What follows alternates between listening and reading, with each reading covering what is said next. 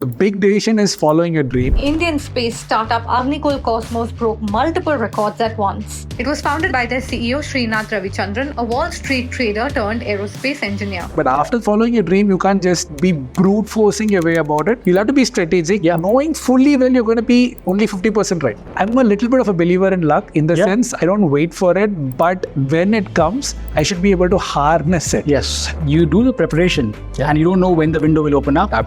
But if you're prepared, you will be able to harness. So what's been the role of the mind and health for you? Because I think as a founder also,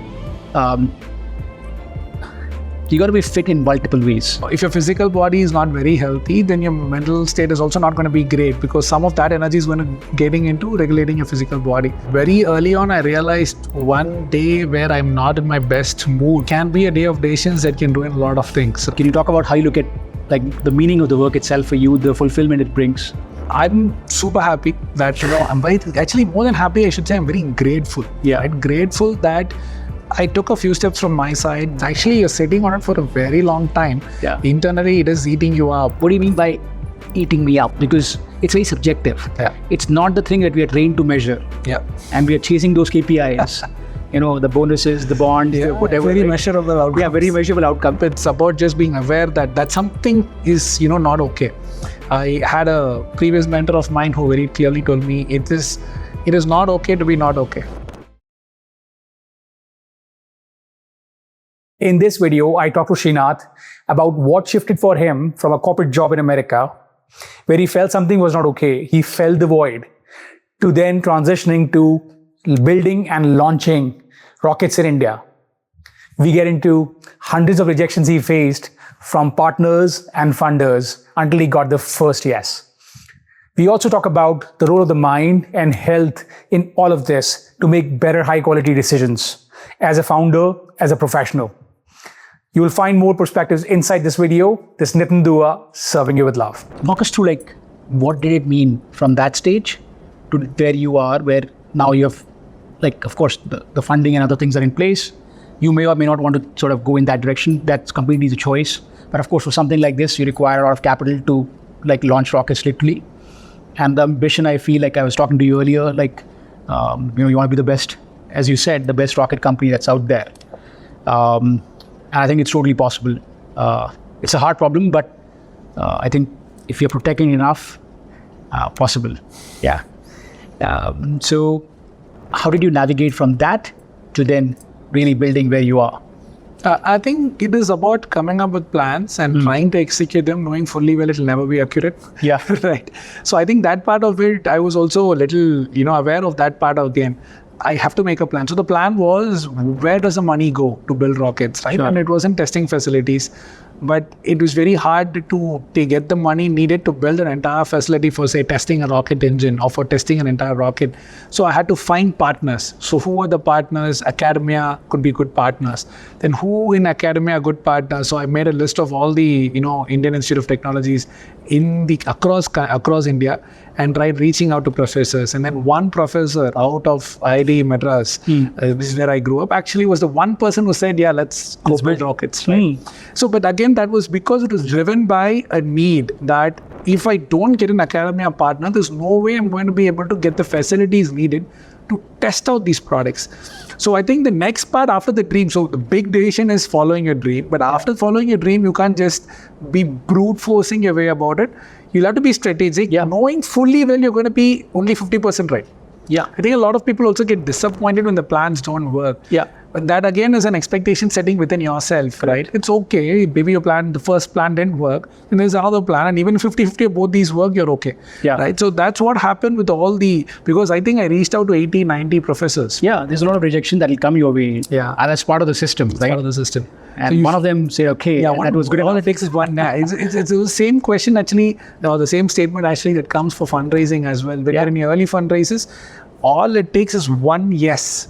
But people get bogged down by the 50 no's that they would have heard, and whatever. That's not because of you, because it's a fit for the fund. It's not a fit for the fund or a stage of your startup and so many other things. So I think that's what got us to where we are today.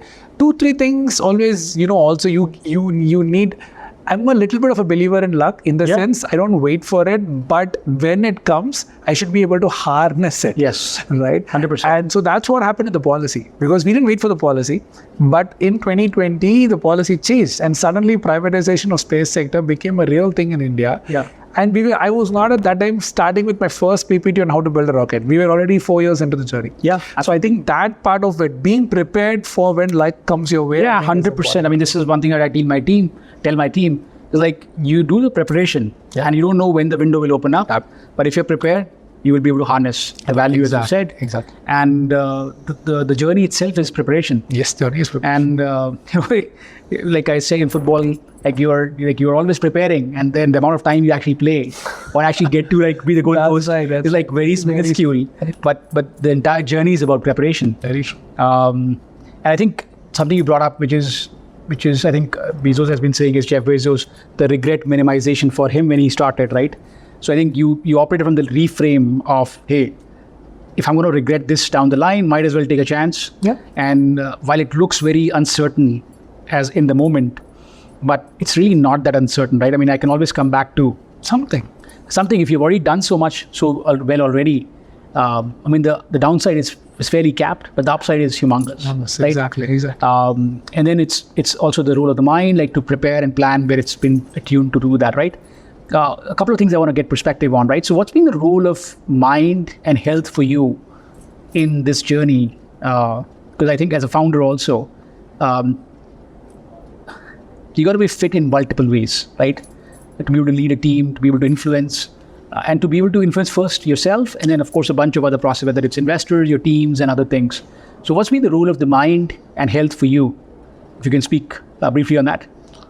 It's very important. I think very early on, I realized one day where I'm not in my best mood, for example, can be a day of decisions that can ruin a lot of things, right? And at a founder level, decisions, and at a founder level, at a CEO level, I think it's very important that, a careless decision, one careless decision can cost you a few months 100%. or can cost you a few thousands of dollars or a few millions of dollars. So I again became aware of that aspect of it. And there's this other thing that, the other thing that I've always learned is that if your physical body is not very healthy, then your mental state is also not going to be great, because some of that energy is going to getting into regulating your physical body.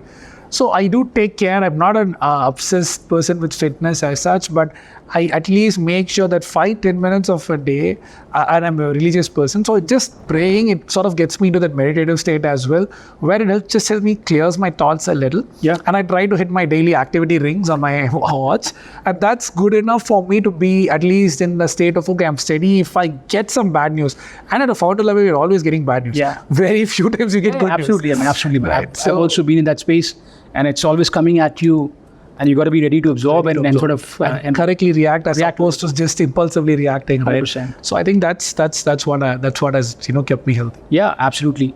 And you're able to protect that dream and do something about it and go past that void that we spoke of. How is the feeling now? If you speak about we also talk about aligning the fulfillment through this pursuit or the work that you end up pursuing. If you have that choice, can you talk about how you look at the meaning of the work itself for you, the fulfillment it brings? So I'm super happy that I'm actually more than happy. I should say I'm very grateful. Yeah, right? Grateful that I took a few steps from my side, but there have been a lot of steps from the other sides as well, right? The government, the investment sector, so many things have aligned. Absolutely. It's not just, Srinath trying for AgniKul story. I think so many people had to come together. So many things had to come together to make this work. So very grateful in general. I think that's the one. I also feel actually quite a bit responsible given where things are, because you've raised a lot of money from investors. And I think it's a duty that I have to make sure that people who trusted me when there was no policy, no clarity on what can be done in India. Yeah.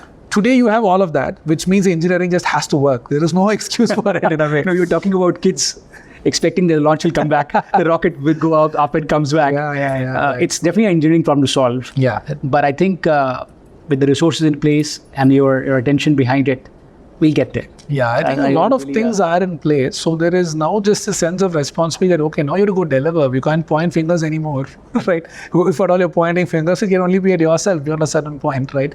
Because there were things to blame in the past. For example, policy clarity. But now that is not a problem. It is fixed. Yes, there's going to be always some issues. But that way, if you think of it that way, everything there are always issues to fix, right?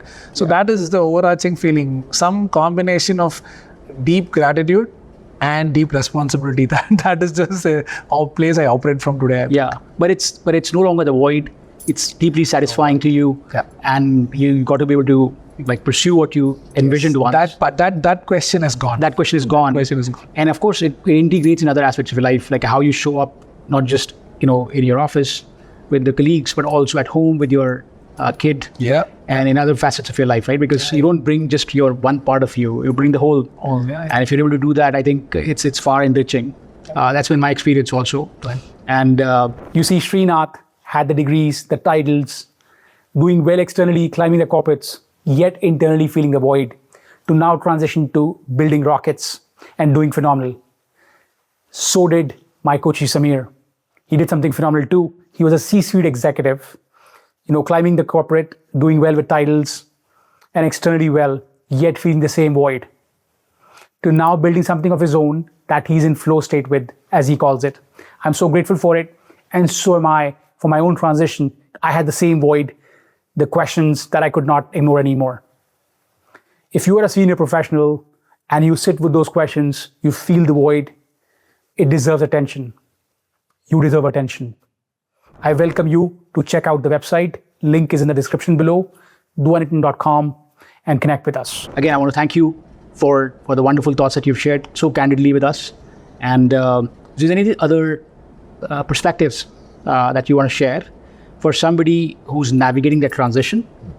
And because it's like embracing of that uncertainty that you don't know that you are signing up for, but there is light at the end of the tunnel in your experience. And of course, luck has a tremendous role to play in my experience also. I'm very present to the role of the luck and deep gratitude for it as well.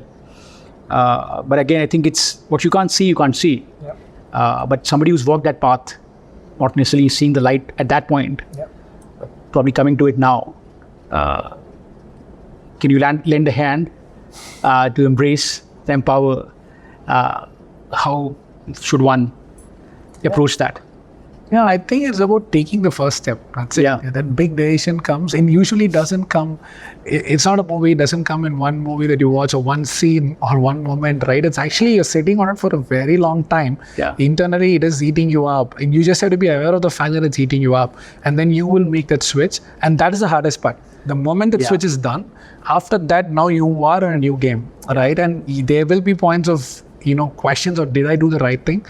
But I think if you can actually stay with this, because this is what you wanted to do, right? And there's nothing wrong or right about it. But this is what you wanted to do. And so you just stay with it, and then sooner or later you will find the solution. And when you say eating you up, right, what does that look like? Because it's very subjective. It's not the thing that we are trained to measure. And we are chasing those KPIs, the bonuses, the bonds, whatever. Very measurable outcomes. Very measurable outcomes. This is that area where we feel it's very subjective and not necessarily a very finite outcome. You can quantify and measure, but the feeling that's there, right? I mean, that's one very, how it feels to be feeling like the eaten up, and this version, which is like palpable, right? And very inspiring also, and of course brings the same energy back to your place, at work and home, and in the conversations like these. But how does it show up? What do you mean by eating me up? Well, I think the eating me up comes in, you're actually never satisfied beyond a certain point, right? I was, for example, again, on trading desk. So there were days where, if we did our bets right, we would make a lot of money for the company, right? And that was my role.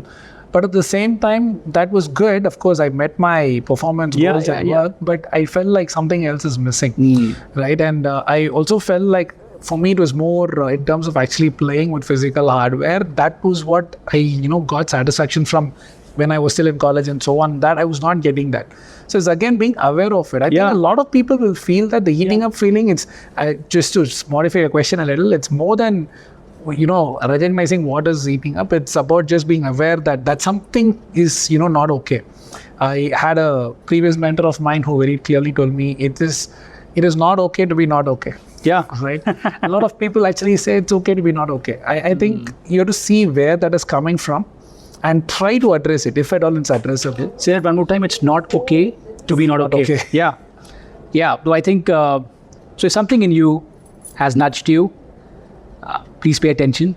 And I hope sincerely you will take some action about it. Because it's really about taking the first step. With this is Nitin Dua and Srinath serving you with love. Thank you so much.